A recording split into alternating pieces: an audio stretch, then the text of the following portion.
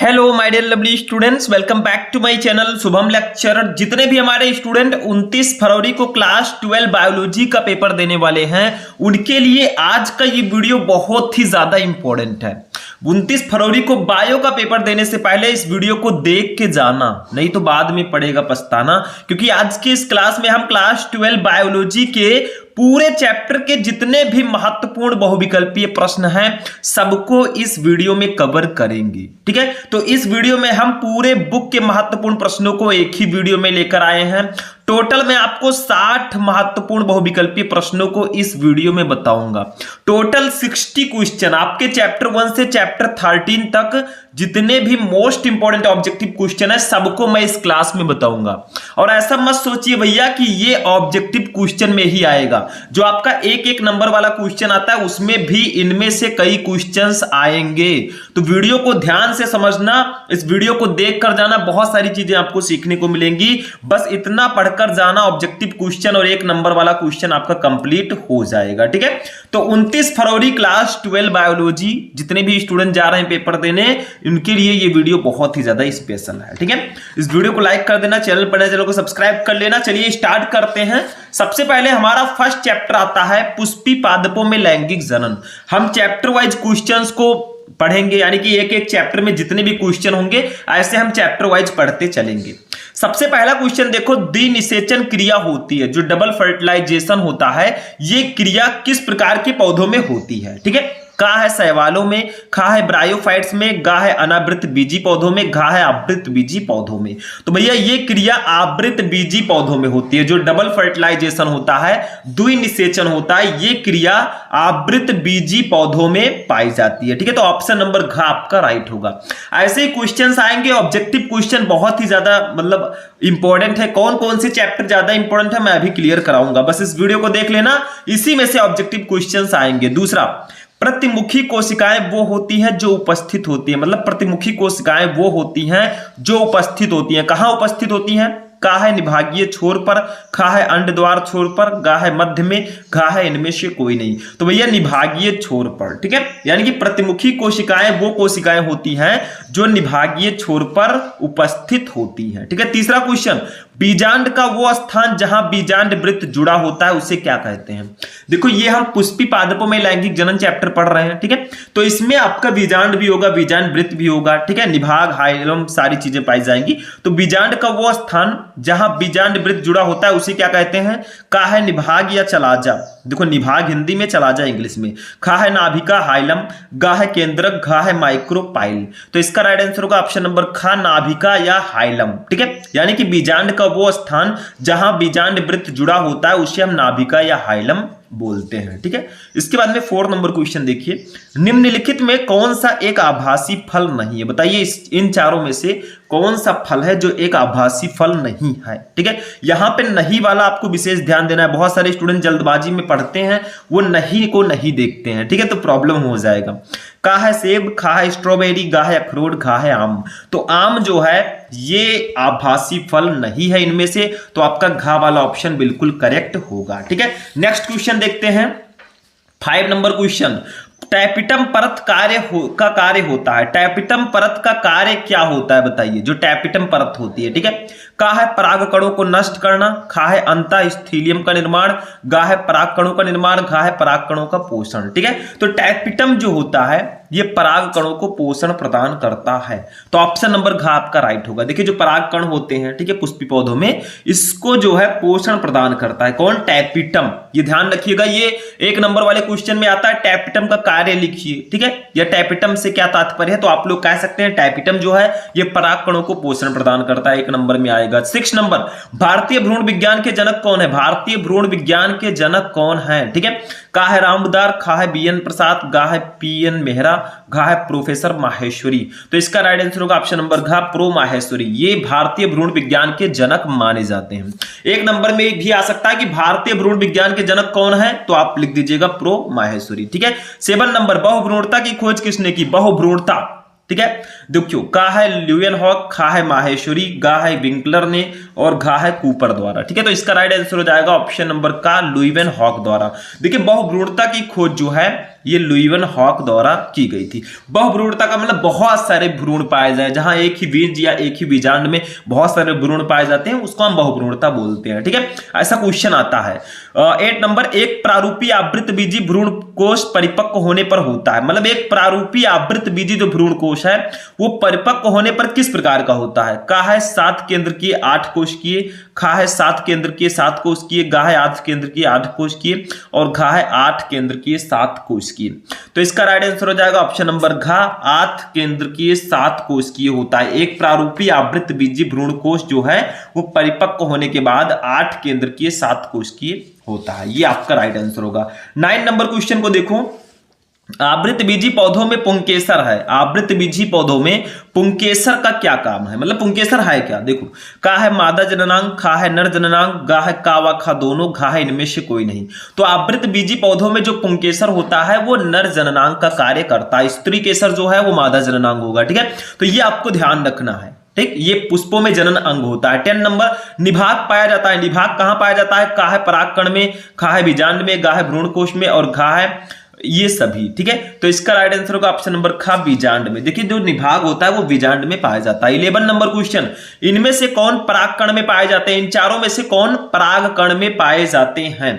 का है 2 नर युग्मक, खा है 2 वर्धी कोशाएं तथा 1 जनन कोशा, गा है 1 जनन कोशा व 1 नलिका कोशा, घा है 1 नलिका कोशा तथा 1 नर युग्मक। देखिए परागकण जो होता है इसमें 2 नर युग्मक पाए जाते हैं। जैसे परागण आपने सुना होगा कि परागकणों को एक स्थान से दूसरे स्थान तक ले जाता है, तो परागकण में जो है 2 नर युग्मक पाए जाते हैं। आप देखेंगे एक द्विनिषेचन आपने पढ़ा होगा। ठीक है, तो उसी से एक अंड कोशिका से मिलता है, एक ध्रुवीय केंद्रक से मिलता है, ऐसा था। ठीक है, तो ये आपका हो जाएगा। नेक्स्ट चैप्टर पे आते हैं। अब तक जो हमने 11 क्वेश्चन देखे वो हमारे फर्स्ट चैप्टर से थे। अब दूसरा जो 12 नंबर क्वेश्चन है ये सेकंड चैप्टर मानव जनन से होगा। देखिए क्वेश्चन क्या है 12 नंबर, स्त्री में अंतररोपण के समय भ्रूण किस अवस्था में होता है? यानी कि स्त्री में जो अंतररोपण के समय, ठीक है, भ्रूण किस अवस्था में होता है? गर्भाशय में जब अंतररोपित होता है तो भ्रूण किस अवस्था में रहता है? का है मोरूला, खा है ब्लास्टुला, गा है गैस्ट्रुला, घा है न्यूरुला। तो इसका राइट आंसर हो जाएगा ऑप्शन नंबर खा, ब्लास्टुला अवस्था में रहता है। मतलब स्त्री में अंतररोपण के समय जो भ्रूण है, ठीक है, जो बच्चा शिशु है वो ब्लास्टुला अवस्था में होता है जब उसका अंतररोपण होता है। 13 नंबर, एंड्रोजेंस स्रावित होता है। एंड्रोजेंस जो है ये किसके द्वारा स्रावित होता है? ये आपसे पूछा जा रहा है। मतलब ये एंड्रोजेंस जो है, ठीक है, ये किसके द्वारा स्रावित होता है? का है लीडिंग कोशिकाओं द्वारा, खा है सर्टोली कोशिकाओं द्वारा, गा है स्पाइमेरिड्स द्वारा, घा है इनमें से कोई नहीं।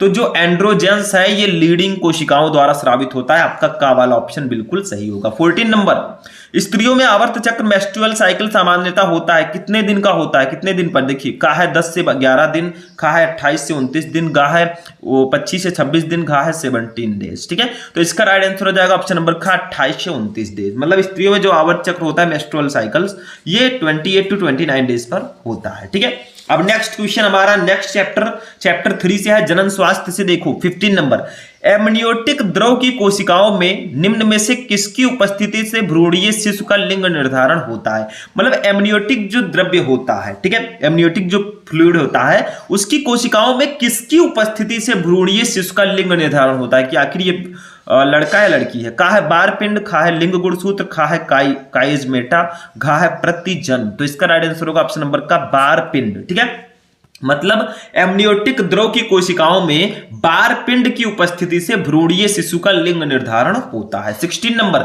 निम्नलिखित में से पुरुष से संबंधित है, इसमें से कौन पुरुष से संबंधित है? का है वैसेक्टोमी, खा है गोलियां, गा है ट्यूबेक्टोमी, घा है इनमें से कोई नहीं। तो वैसेक्टोमी, ठीक है, वास्ट डिफरेंस आपने सुना होगा। तो वैसेक्टोमी जो है ये पुरुष से संबंधित है, मतलब बद्धकरण जिसको हम लोग बोलते हैं। वैसेक्टोमी पुरुषों में, ट्यूबेक्टोमी स्त्रियों में। देखिए ट्यूबेक फाइलोपियन ट्यूब स्त्रियों में पाया जाता है स्त्रियों में, तो यहाँ पे आप समझ लीजिए ट्यूबेक्टोमी जो है ये स्त्रियों से संबंधित है। ठीक है, और वैसेक्टोमी जो है ये पुरुषों से संबंधित है।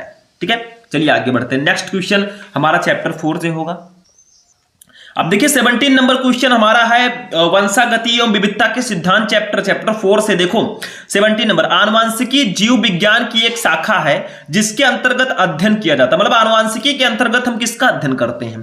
का है आनुवांशिकता एवं विभिन्नता का, खा है आनुवांशिकता एवं उत्परिवर्तन का, गा है समानताओं एवं विषमताओं का और घा है उद्विकास एवं संरक्षण का। तो इसका राइट आंसर हो जाएगा ऑप्शन नंबर का, आनुवांशिकता एवं विभिन्नता का। आनुवांशिकी जो है इसके अंतर्गत हम आनुवांशिकता एवं विभिन्नता का अध्ययन करते हैं। 18 नंबर, वंशागत की आणविक इकाई है, वंशागत की इकाई क्या है बताइए? का है गुणसूत्र, खा है जीन प्रारूप, गा है गाल्जी का है, घा है जीन। तो भैया जीन जो है ये वंशागति की इकाई है, ऑप्शन नंबर घा आपका राइट होगा। ठीक है, इतना तो आपको पता ही, हाई स्कूल से आप पढ़ते आ रहे हैं। 19 नंबर, प्रभाविता एवं पृथक्करण के नियमों का प्रतिपादन किसने किया? मतलब प्रभाविता एवं पृथक्करण नियमों को किसने दिया था? मैंने आपको बताया, का है डार्विन ने, खा है लैमार्क ने, गा है डी ब्रीज ने, घा है मेंडल ने। तो मेंडल जी ने ही तो दिया है प्रभाविता एवं पृथक्करण का नियम। जब आप पढ़ेंगे वंशागत एवं विविधता के सिद्धांत, तो इसमें ग्रेगर जॉन मेंडल जी का काफी बड़ा योगदान है, तो इसको आप पढ़ लीजिएगा। ठीक है, 20 नंबर, द्विसंकर टेस्ट क्रॉस का अनुपात है, डबल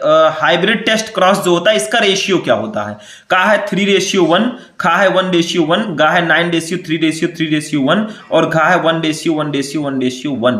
तो इसका राइट आंसर होगा ऑप्शन नंबर गा, 9:3:3:1। ये द्विसंकर टेस्ट क्रॉस का रेशियो होता है। ठीक है, आगे बढ़ते हैं। नेक्स्ट क्वेश्चन 21, जन्मजात उपापचयी त्रुटि है, इसमें से कौन सी त्रुटि है, कौन सा आनुवांशिक रोग है जो जन्मजात होता है? ठीक है, मतलब आपको अपने पूर्वजों से मिलता है। का है फिनाइल कीटोन्यूरिया, खा है वर्णांधता, गा है हीमोफीलिया, घा है अरक्तता। तो फिनाइल कीटोन्यूरिया जो है ये जन्मजात उपापचयी त्रुटि है, तो ऑप्शन नंबर का आपका राइट होगा। अब चलते हैं चैप्टर 5 पे। ठीक है, चैप्टर का नाम है वंशागति का आणविक आधार। इस चैप्टर से भी काफी सारे क्वेश्चंस आते हैं इंपॉर्टेंट। 22 नंबर देखो, हरगोविंद खुराना किसके लिए जाने जाते हैं बताइए? का है प्रोटीन संश्लेषण के लिए, खा है आरएनए संरचना की खोज के लिए, गा है डीएनए संरचना की खोज के लिए और घा है डीएनए लाइगेज एंजाइम की खोज के लिए। तो देखिए जो हरगोविंद खुराना जी हैं ये प्रोटीन संश्लेषण के लिए जाने जाते हैं, ऑप्शन नंबर का आपका राइट होगा, प्रोटीन संश्लेषण। ठीक है, याद रखिएगा जितने भी ऑब्जेक्टिव्स मैं आपको बता रहा हूं ये एक नंबर में भी आ सकते हैं और ये सारे ऑब्जेक्टिव बहुत इंपॉर्टेंट है। 23 नंबर, संदेशवाहक आरएनए का निर्माण होता है, संदेशवाहक आरएनए जो टीआरएनए होता है फॉर एमआरएनए, मैसेंजर आरएनए, इसका निर्माण कहां होता है? का है केंद्रक में, खा है राइबोसोम में, गा है गाल्जी काई में, घा है एंडोप्लाज्मिक रेटिकुलम में। तो इसका राइट आंसर होगा ऑप्शन नंबर का केंद्रक में। संदेशवाहक आरएनए का निर्माण जो है वो केंद्रक में होता है। नेक्स्ट क्वेश्चन 24, डीएनए के रासायनिक चाकू हैं, डीएनए के रासायनिक चाकू किसे कहते हैं? का है एंडोन्यूक्लियज, खा है पॉलीमरेज, गा है लाइगेज, घा है ट्रांसक्रिप्टेज। तो इसका राइट आंसर होगा ऑप्शन नंबर का एंडोन्यूक्लियज। देखो एंडोन्यूक्लियज जो प्रतिबंध एंडोन्यूक्लियज एंजाइम होता है इसको हम आणविक कैंचिया भी कहते हैं या रासायनिक चाकू आप बोल सकते हैं। ठीक है, ये डीएनए के खंडों को डीएनए को खंडों में काटता है, विशिष्ट स्थलों पर डीएनए को कई खंडों में काटता है। ठीक है, डीएनए लाइगेज पूछा जाए तो वो जोड़ता है। नेक्स्ट क्वेश्चन जो हमारा है ये चैप्टर नंबर 6 से होगा। ठीक है, चैप्टर नंबर किससे? चैप्टर नंबर 6 से। चैप्टर का नाम है जैव विकास, आप इसका नाम लिख दीजिएगा, मैंने नाम नहीं लिखा। 25, ब्रह्मांड की उत्पत्ति से संबंधित बिग बैंग परिकल्पना किसने प्रतिपादित की? मतलब बिग बैंग परिकल्पना किसने दी थी? मतलब इस ब्रह्मांड की उत्पत्ति कैसे हुई है इसके संबंध में बिग बैंग परिकल्पना किसने दी? का है कांट व लाप्लास ने, खा है स्टैडले मिलर ने, गा है एआई ओपेरिन ने, घा है एबी लेमेत्र ने। तो 25 का राइट आंसर होगा ऑप्शन नंबर घा। ठीक है, एबी लेमेत्र ने, इन्होंने ब्रह्मांड की उत्पत्ति के संबंध में बिग बैंग परिकल्पना प्रस्तावित की थी। 26 नंबर, मिलर के प्रयोग में हाइड्रोजन अमोनिया तथा मेथेन में अनुपात था। मिलर का प्रयोग जो है इसमें हाइड्रोजन अमोनिया तथा मेथेन का रेशियो क्या था? का है 2:1:2, खा है 1:2:2, गा है 2:2:1 और घा है इनमें से कोई नहीं। तो इसका राइट आंसर होगा ऑप्शन नंबर का ये रेशियो था 2:1:2। मतलब मिलर के प्रयोग में हाइड्रोजन अमोनिया तथा मेथेन का रेशियो 2:1:2 था। का वाला ऑप्शन सही है। इसको उल्टा सीधा भी दिया गया है 2:2:1, 1:2:2, ये सब गलत है, सही आपका का वाला होगा। ठीक है, 27 देखिए, पुनरावृत्त सिद्धांत को प्रतिपादित करने वाले वैज्ञानिक का नाम क्या है? पुनरावृत्त सिद्धांत को किस वैज्ञानिक ने प्रतिपादित किया? का है डार्विन, खा है माल्थस, गा है बीजमान, घा है हीकल। राइट आंसर होगा ऑप्शन नंबर घा, हीकल ने। हेकल जी ने पुनरावृत्त सिद्धांत को प्रतिपादित किया, ऑप्शन नंबर घा राइट है। 28 नंबर, मछलियों के पंख तथा व्हेल के चप्पू क्या दर्शाते हैं? बताइए, मछलियों के जो पंख होते हैं, व्हेल के चप्पू होते हैं, क्या दर्शाते हैं? का है समरूपता, खा है समजातता, गा है पूर्वजता, घा है इनमें से कोई नहीं। तो इसका राइट आंसर होगा ऑप्शन नंबर का समरूपता। देखिए, मछलियों के पंख तथा व्हेल के चप्पू जो हैं ये समरूपता को दर्शाते हैं। ठीक है, नेक्स्ट क्वेश्चन 29 नंबर देखो, प्राकृतिक चयन या प्राकृतिक वर्ण का सिद्धांत किसने प्रतिपादित किया? प्राकृतिक वर्ण का सिद्धांत का है लेमार्क, खा है डार्विन, गा है वैलेस, खा है होंगो डी ब्रिज। तो इसका राइट आंसर हो जाएगा ऑप्शन नंबर खा, डार्विन ने। देखिए प्राकृतिक चरण या वर्ण का सिद्धांत जो है डार्विन जी ने प्रस्तावित किया। बस हो गया। नेक्स्ट चैप्टर हमारा आता है 7 नंबर, मानव स्वास्थ्य एवं रोग चैप्टर। काफी ज्यादा इंपॉर्टेंट चैप्टर है। तो इसमें क्या है देखो, इसमें हम ह्यूमन हेल्थ एंड डिजीज के बारे में पढ़ते हैं। जो हम लोग हैं, हमारे अंदर कोई डिजीज हो या हमारा हेल्थ कैसा है, किस प्रकार के रोग होते हैं, इन सब के बारे में हम इसको इस चैप्टर में पढ़ते हैं। देखो निंद्रा रोग किस जंतु के कारण होता है? निंद्रा रोग में क्या होगा? नींद बहुत आएगी। का है यूग्लिना, खा है प्लाज्मोडियम, गा है ट्रिपैनोसोमा, घा है अमीबा। राइट आंसर होगा ऑप्शन नंबर गा, ट्रिपैनोसोमा। ठीक है, 30 का गा वाला आंसर राइट होगा, ट्रिपैनोसोमा के कारण। ठीक है, तो निंद्रा रोग ट्रिपैनोसोमा जंतु के कारण होता है। 31 नंबर, चिकनगुनिया विषाणु का वाहक कौन है? चिकनगुनिया आपने सुना होगा रोग। ठीक है, इसके विषाणु का वाहक कौन है? वाहक का मतलब जो रोग, जो विषाणु को एक जगह से दूसरी जगह पर ले जाता है, वाहक। जैसे बस होता है, सॉरी ट्रक होता है, वो क्या होता है? माल को ढोकर ले जाता है, वो वाहक होता है। और जो माल होते हैं उसको ले जाता है। ठीक है, तो यहां पे जो विषाणु होगा ये रोगजनक है, जो इसको जाकर लेकर जाता है रोगजनक को, वो वाहक होता है। देखो का है क्यूलेक्स मच्छर, खा है एडीज मच्छर, गा है हेनोफिलीज मच्छर, घा है इनमें से कोई नहीं। तो इसका राइट आंसर हो जाएगा ऑप्शन नंबर खा, एडीज मच्छर। देखो चिकनगुनिया विषाणु जो है इसका वाहक एडीज मच्छर है। अब आप लोग सोचते हैं कि मच्छर के काटने से मलेरिया होता है। देखो काटने से तो मच्छर के होता है, लेकिन मच्छर की इसमें कोई गलती नहीं होती है। जो रोगजनक है वो मच्छर से चिपक जाता है और वो जाकर फैला देता है। ठीक है, सिर्फ मच्छर जो है वाहक का काम करता है, उसके अंदर वो सब नहीं पाया जाता है। ठीक है, 32 नंबर, पीत ज्वर का वाहक है। पीत ज्वर को इंग्लिश में क्या कहते हैं? टाइफाइड। इसका वाहक कौन है? ये किस मच्छर के कारण होता है? का है एनोफ्लीज, खा है क्यूलेक्स, गा है एडीज, घा है मस्का। तो ये एडीज के कारण होता है। ऑप्शन नंबर गा आपका राइट होगा। टाइफाइड जो है ये एडीज के कारण होता है। ठीक है, नेक्स्ट क्वेश्चन पे हम लोग आते हैं 33 नंबर, टीबी के टीके का नाम क्या है? टीबी ट्यूबरक्लोसिस आपने सुना होगा, टीबी। इसके टीके का नाम क्या है? किसी को टीबी हो जाता है तो उसको कौन सा टीका लगवाना चाहिए? का है पीएएस, खा है ओपीबी, गा है डीपीटी, घा है बीसीजी। भैया बीसीजी लगवाना चाहिए। टीबी के टीके का नाम है बीसीजी। ऑप्शन नंबर घा राइट होगा। 34 नंबर, अफीम से प्राप्त मार्फिन कौन सा है? इसमें से अफीम से प्राप्त मार्फिन कौन है? का है पोम, खा है एल्केलाइड, गा है लैटेक्स, घा है टेनिन। तो इसका राइट आंसर हो जाएगा ऑप्शन नंबर खा, एल्केलाइड। देखो अफीम से प्राप्त मार्फिन जो है वो एल्केलाइड होता है। ये क्वेश्चन काफी ज्यादा इंपॉर्टेंट है। बिडाल परीक्षण किस बीमारी के जांच में उपयोग किया जाता है? बिडाल टेस्ट किस बीमारी की जांच में किया जाता है? मतलब कौन सी बीमारी हो जाए तब बिडाल टेस्ट को कराया जाता है। का है टाइफाइड, खा है मलेरिया, गा है अतिसार पेचिस, घा है फाइलेरिया। भैया टाइफाइड। टाइफाइड अगर किसी को हो जाता है तो उसको बिडाल टेस्ट उसका कराया जाता है। उसी से चेक होता है कि इसको टाइफाइड है या नहीं है। ठीक है, तो बिडाल टेस्ट इसको याद रखिएगा। That's the most important question. ठीक है, नेक्स्ट क्वेश्चन 36, टाइफाइड के रोगजनक का नाम क्या है? देखो अभी मैंने टाइफाइड के वाहक का नाम बताया, जो रोगजनक को एक स्थान से दूसरे स्थान पर ले जाता है, तो वो तो एडीज मच्छर था। लेकिन किसको ले जाता है? आखिर रोगजनक क्या है? तो देखो का है स्कैरिस, खा है साल्मोनेला, गा है प्लाज्मोडियम, खा है अमीबा। भैया साल्मोनेला टाइफी। साल्मोनेला जो है ये रोगजनक है टाइफाइड का। इसी के कारण मेनली टाइफाइड होता है। मच्छर का तो काम है कि वो लेकर इधर उधर जाता है इसको। ठीक है, बाकी फैलाता तो मेन यही है। नेक्स्ट क्वेश्चन 8 नंबर चैप्टर से होगा हमारा। ये क्वेश्चन काफी ज्यादा इंपॉर्टेंट है। देखो पेनिसिलिन की खोज किसने की? पेनिसिलिन की खोज, ये शायद मानव कल्याण में सूक्ष्म जीव चैप्टर का होगा। तो पेनिसिलिन की खोज किसने की थी? का है बीजमान ने, खा है स्मिथ ने, गा है फ्लेमिंग ने, घा है आर्बर ने। राइट आंसर होगा ऑप्शन नंबर 37 का गा सही होगा, फ्लेमिंग ने। देखो पेनिसिलिन की खोज जो है ये फ्लेमिंग ने की थी। 38 नंबर, शर्करा से अल्कोहल का उत्पादन करने वाला कवक है। मतलब आपको अगर शर्करा से अल्कोहल को बनाना है, सीक्रेट करना है, क्रिएट करना है, तो कौन सा कवक हम यूज करेंगे, कौन सा फंजाई यूज करेंगे? का है ईस्ट, खा है पेनिसिलियम, गा है राइजोपस, घा है म्यूकर। तो इसका राइट आंसर होगा क्या? बताइए, आप लोग बताइए। 38 का जो राइट आंसर होगा ऑप्शन नंबर का ईस्ट होगा। ईस्ट जो है ये शर्करा से अल्कोहल के उत्पादन में भूमिका निभाता है ईस्ट। 39 नंबर देखो, बीटी जीव विष किस जीवाणु द्वारा उत्पादित होता है? बीटी टॉक्सिन, बीटी जीव विष किस जीवाणु के द्वारा उत्पादित होता है? का है बैसिलस वुल्गैरिस, खा है बैसिलस थुरिनजिएसिस, गा है बैसिलस मेगाथीरियम, घा है बैसिलस सबटाइलिस।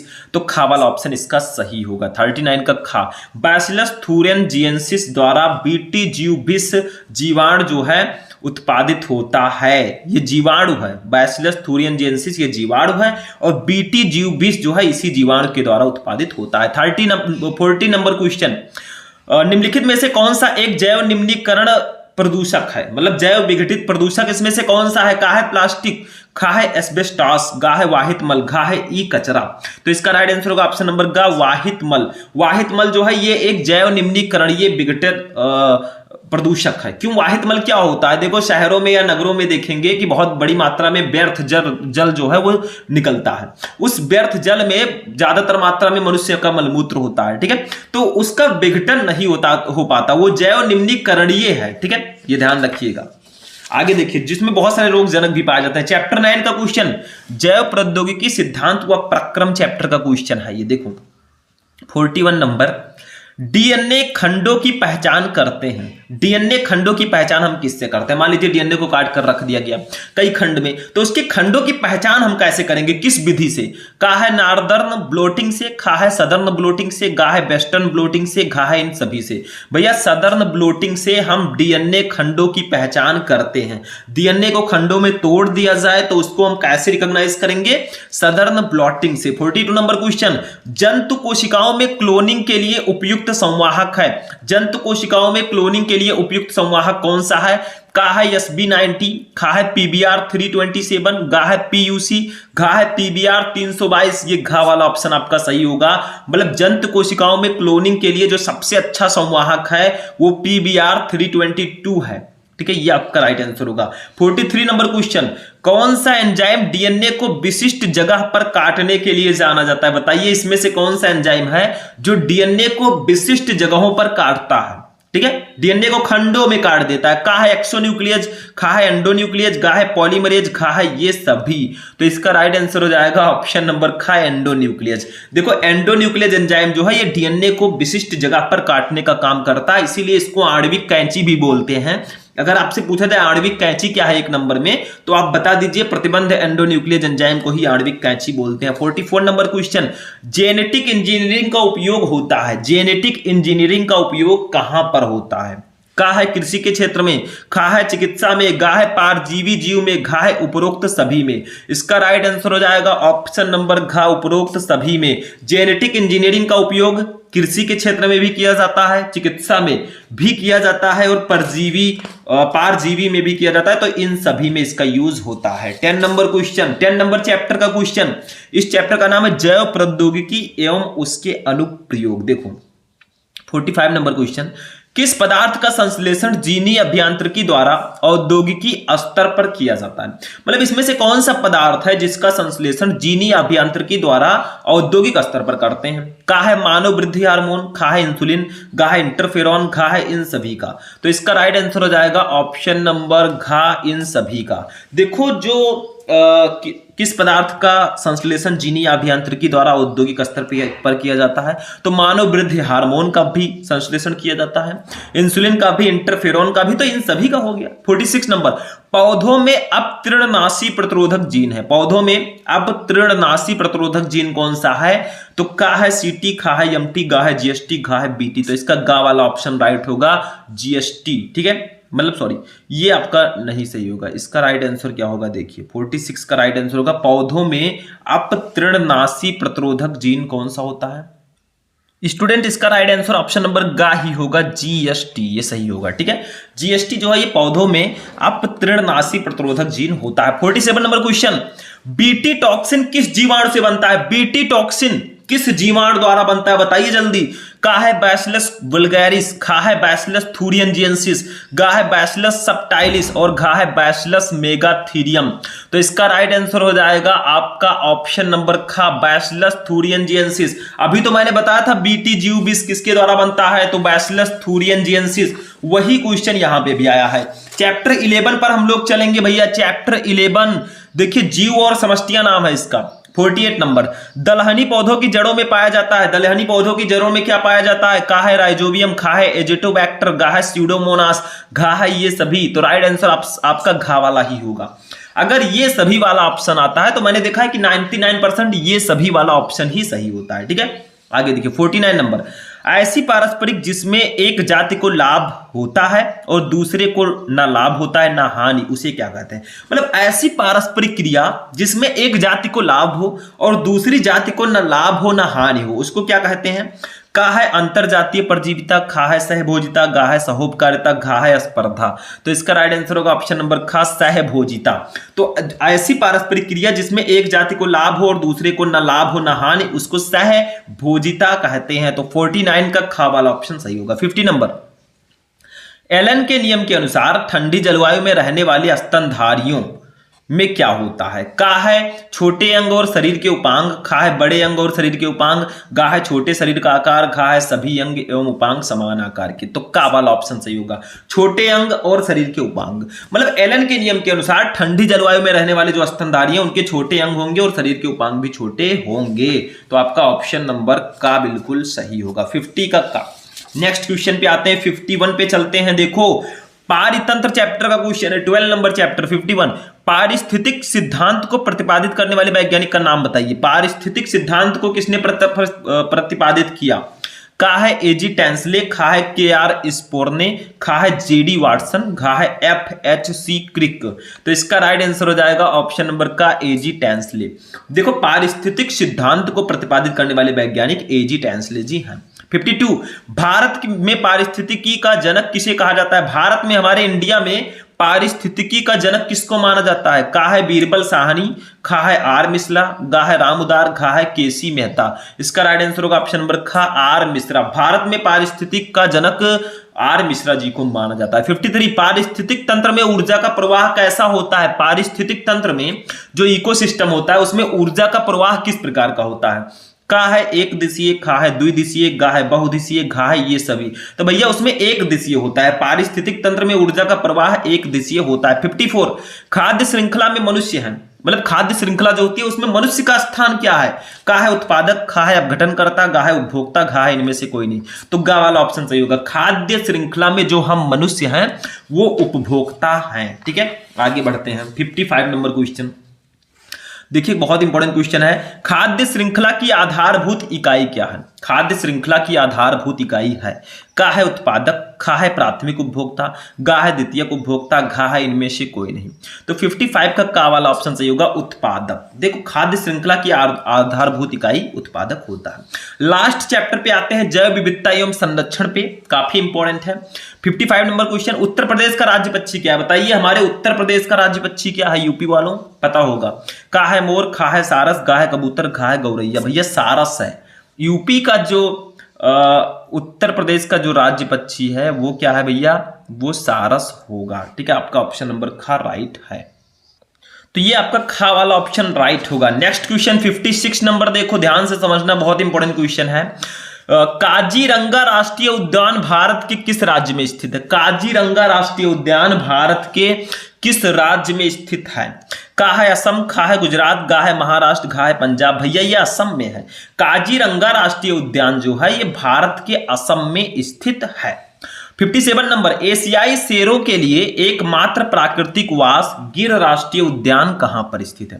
मतलब एशियाई शेरों के लिए एकमात्र जो प्राकृतिक वास गिर राष्ट्रीय उद्यान है ये कहां पर है? 57 नंबर, का है उत्तराखंड, खा है राजस्थान, गा है गुजरात, घा है मध्य प्रदेश। ठीक है, तो इसका राइट आंसर क्या होगा? एशियाई शेरों के लिए पूछा जा रहा है। ठीक है, तो इसका राइट आंसर होगा ऑप्शन नंबर गा, गुजरात। ठीक है, एशियाई शेरों के लिए जो एशियाई शेरों के लिए एकमात्र प्राकृतिक वास गिर राष्ट्रीय उद्यान जो है ये गुजरात में स्थित है।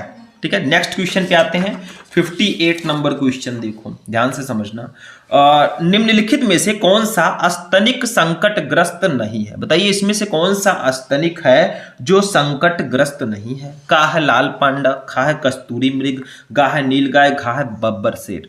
तो भैया नील गाय देखो ये संकटग्रस्त नहीं है, अभी भी आपको नील गाय देखने को मिल जाएंगे इधर उधर घूमते हुए। ठीक है, तो गा वाला आपका ऑप्शन राइट होगा। बाकी जो है भैया ये सब धीरे धीरे विलुप्त होते जा रहे हैं, ये संकटग्रस्त हैं। ठीक है, नेक्स्ट क्वेश्चन देखिए 59 नंबर, घड़ियाल पुनर्वास केंद्र कुकरैल स्थित है। मतलब घड़ियाल पुनर्वास केंद्र कुकरैल कहाँ स्थित है? का है प्रयागराज में, खा है लखनऊ में, गा है वाराणसी में, घा है लखीमपुर खीरी में। तो इसका राइट आंसर होगा ऑप्शन नंबर खा, लखनऊ में। देखिए घड़ियाल पुनर्वास केंद्र जो है कुकरैल ये लखनऊ में स्थित है। ठीक है, कौन कौन लखनऊ से कमेंट कर देना। 60 नंबर, निम्नलिखित में से कौन सा भारतीय जैव विविधता तप्त स्थल नहीं है? इसमें से कौन सा है जो तप्त स्थल के अंतर्गत नहीं आता? का है इंडो बर्मा, खा है पूर्वी हिमालय, गा है पश्चिमी घाट एवं श्रीलंका, घा है मेडागास्कर एवं हिंद महासागर। ठीक है, तो इसका राइट आंसर होगा ऑप्शन नंबर घा, मेडागास्कर एवं हिंद महासागर द्वीप। ये जो है ये तप्त स्थल नहीं है, ठीक है, हॉटस्पॉट नहीं है, तो ये आपका राइट आंसर हो जाएगा। तो यही हमारा था क्लास 12 बायोलॉजी के top 60 most important objective questions. ठीक है, तो मैंने आपको पूरे बायोलॉजी के 60 मोस्ट इंपोर्टेंट ऑब्जेक्टिव क्वेश्चन बताए, इन 60 को आप तैयार करके जाना 29 को। ठीक है, तो आज का क्लास कैसा लगा? इस वीडियो को लाइक करना, चैनल पर नए चैनल को सब्सक्राइब करना। मिलेंगे नेक्स्ट वीडियो में नेक्स्ट टॉपिक के साथ, तब तक के लिए जय हिंद।